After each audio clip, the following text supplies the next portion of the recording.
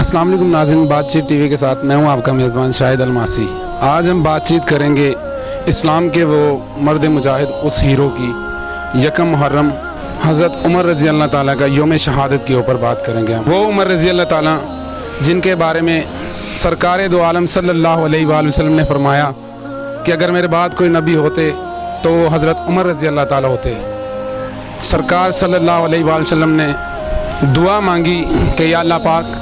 मुझे या अब शाम अता कर दे या हज़रत उमर रज़ी अल्लाह ताला अता कर दे।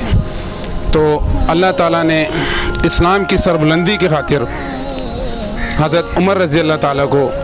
तोहफ़े के तौर पर हुज़ूर सल्लल्लाहु अलैहि वसल्लम को अता किया। आज हम लोग अंग्रेज़ों का हैप्पी न्यू ईयर और इसके अलावा और ये जो फालतू किस्म के वैलेंटाइन डे, इस तरह का और भी कई फालतू किस्म के दिन याद कर सकते हैं। हमारी आज की जनरेशन याद रखती है, लेकिन वो मर्द मुजाहिद, वो इस्लाम के वो हीरो उमर रज़ी अल्लाह ताला जिनके बारे में हुज़ूर सल्लल्लाहु अलैहि वसल्लम का इरशाद है कि शैतान भी उमर रज़ी अल्लाह ताला को जब देखते हैं तो वो अपना रास्ता बदल लेते हैं। जब उनके शहादत का दिन हुआ तो यहूदियों ने ये बात की कि उमर अगर और 10 साल जीते तो पूरी दुनिया में इस्लाम का झंडा बुलंद कर देते। तो नाज़रीन, आज मैं एक तारीखी मस्जिद दाई अंगा जो रेलवे स्टेशन के पास वाक़िया है, वहाँ के जो इमाम हैं उनके पास आए हैं। उन्हीं से बात करेंगे हज़रत उमर रज़ी अल्लाह ताला की शान के बारे में, उनसे और बात करेंगे, उनसे पूछेंगे उनके दौर हुकूमत के बारे में बात करेंगे, किस तरह उन्होंने हुकूमत की और किस तरह उन्होंने अदल व इंसाफ कायम किया। ये सब उनसे जानेंगे, हमारे साथ रहिएगा। तो मेरे साथ दाई अंगा जो तारीखी मस्जिद है उसके इमाम मौजूद हैं, कारी मोहम्मद इरफान सईद साहब, उन्हीं से बात करेंगे। अस्सलाम वालेकुम कार साहब। वालेकुम अस्सलाम व रहमतुल्लाहि व बरकातुहू। कार साहब, आज यौम शहादत हज़रत उमर रज़ी अल्लाह ताला के बारे में आप क्या कहें? हर साल ये दिन इतना खामोशी से क्यों गुजर जाता है? देखिए, ये आज अगर हम आज़ाद हैं, एक अपनी इस्लामी हमारा कानून है, इस्लाम के तौर पर हम अपनी मर्ज़ी से ज़िंदगी गुजार रहे हैं, तो इन सब चीज़ों के पीछे हज़रत फ़ारूक आज़म के एहसानात हैं। अगर वो जिद्दोजहद ये ना करते तो आज हम आज़ाद ना होते, क्योंकि उनका जो दौर हुकूमत चला 22,91,000 मुरब्बा मील पर आप सल्तनत करते रहे और आपकी सल्तनत यहाँ तक के बलूचिस्तान के अंदर किरान इलाका है, वहाँ तक आपके अफवाज पहुँच चुकी थी, उधर आरीनिया तक आपकी अफवाज पहुँच चुकी थी। 22 लाख मुरब्बा मील के हाकिम हैं। जब एक सफ़ीर आपसे मिलने के लिए आता है और आकर पूछता है कि मुसलमानों के जो अमीर हैं, अमीरुल मोमिनीन हैं, उनका महल कहाँ पर है, मैंने उनसे मुलाकात करनी है, तो आगे से जवाब मिलता है कि हमारे अमीरुल मोमिनीन किसी महल में नहीं रहते, वो उनका महल जो है वो मस्जिद नबवी है, वहीं पर मिलेंगे, या फिर जो माले गनीमत के घोड़े हैं अस्तबल के अंदर उनकी देखभाल कर रहे होंगे। जब वहाँ पर पहुँचता है वो सफ़ीर तो देखता है ना तो मस्जिद में है और ना ही घोड़ों के अस्तबल में आप मिलते हैं। तो किसी ने बताया कि जन्नतुल बकी के सामने आप दरख्त के नीचे आराम फरमा रहे हैं। जब वो सफ़ीर जाकर वहाँ पर देखता है कि एक कच्ची ईंट के ऊपर आप सर रख के सो रहे हैं, तो उसे पूछने लगा कि अमीरुल मोमिनीन है जिसके दबदबा और रोब से कैसर व किसरा कांप रहा है अपने महलों के अंदर बैठकर, और वो ये अमीरुल मोमिनीन है कि एक कच्ची ईंट के ऊपर सर रख के सो रहे हैं। और कहने लगा वो सफ़ीर कि क्योंकि आपने अदल कायम किया है, इसी वजह से आपको कच्ची ईंट पर भी नींद आ गई है, और कैसर व किसरा के महल में जो बैठे हुए हैं उन्होंने अदल नहीं किया, महल में बैठ कर भी रेशम के बिस्तर पर भी उनको नींद नहीं आया करती। ये अमीरुल मोमिनीन की शान है और हुजूर का फरमान वाज़ेह है। हुजूर ने जो हज़रत फ़ारूक आज़म के बारे में फरमाया कि अगर कोई मेरे बाद नबी होता तो हज़रत फ़ारूक आज़म ही होते, क्योंकि उनकी जो नबी के अंदर जो सिफ़ात और औसाफ़ पाए जाते हैं वो सारे फ़ारूक आज़म के अंदर पाए जाते थे। और मौला अली भी फरमाते हैं कि अगर कोई बंदा असहाब हज़रत सिद्दीक़ अकबर, फ़ारूक आज़म और उस्मान गनी से बढ़कर मेरा रुतबा बयान करे तो मेरा ख़ुद दिल करता है मैं उसको कोड़े लगवा दूँ, क्योंकि वो आप भी इज़्ज़त, क्योंकि मौला अली के भी फ़ारूक आज़म इमाम हैं, उनके पीछे नमाज पढ़ी है मौला अली ने, आप फ़ारूक आज़म को अपना इमाम मानते थे। हज़रत उबैदुल्लाह बिन उमर और अब्दुल्ला बिन उमर जब किसरा से वापस आने लगे तो उसके बादशाह ने आपको कुछ पैसे दिए कि ये ले जाओ और जाकर माल गनीमत में जमा करवा देना, और साथ ही एक मशवरा दे दिया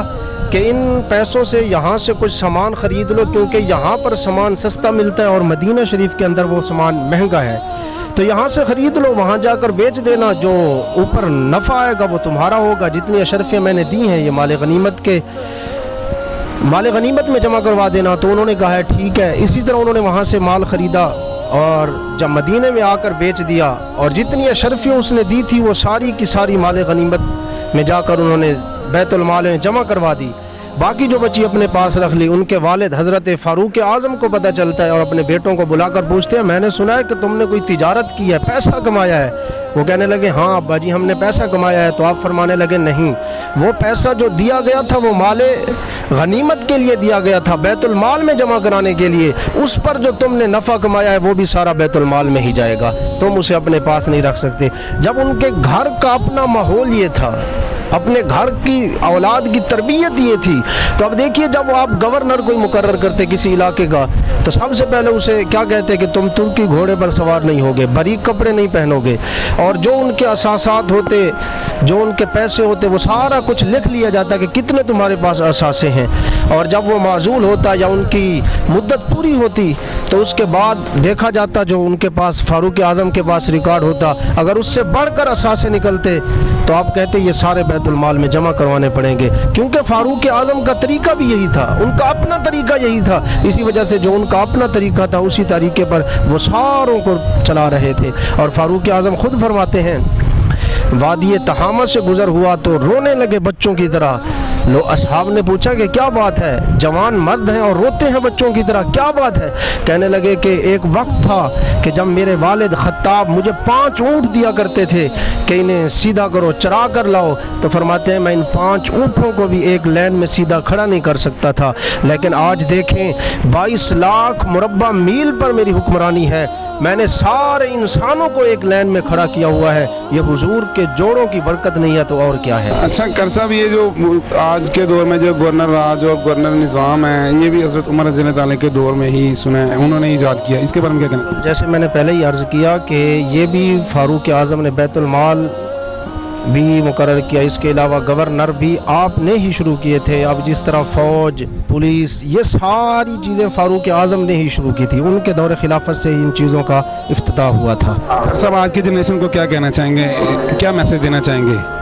ہم تو یہی کہنا چاہتے ہیں کہ جس طرح ہمیں تعلیم دی گئی ہے، ہمارے بڑوں نے ہمیں سکھایا ہے، تعلیم دی ہے، عدل و انصاف پر چلنا چاہیے۔ آج کے جو ہمارے نوجوان نسل ہے وہ اس طرف بالکل ہی نہیں آ رہی، کیونکہ اس میں نوجوان نسل کا کیا گزر، ہمارے جو بڑے ہیں وہ ان کو اس طرف لے کر ہی نہیں آنا چاہتے۔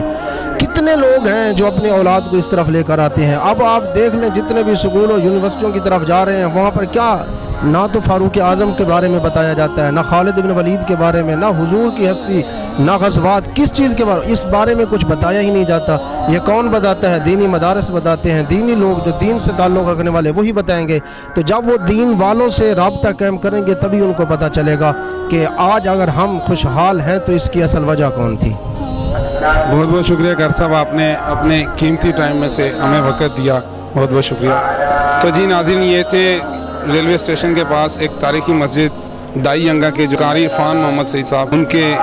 یوم شہادت پر حضرت عمر رضی اللہ تعالیٰ کے اظہار تھے اور ان کا بیان تھا۔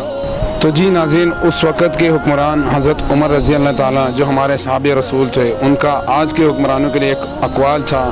کہ جو ریاست مجرموں کے اوپر رحم کرتی ہے وہاں کے بے گناہ لوگ بڑی بے رحمی سے مرتے ہیں۔ اسی کے ساتھ اپنے میزبان شاہد الماسی کو اجازت دیجیے گا۔ پاکستان زندہ باد۔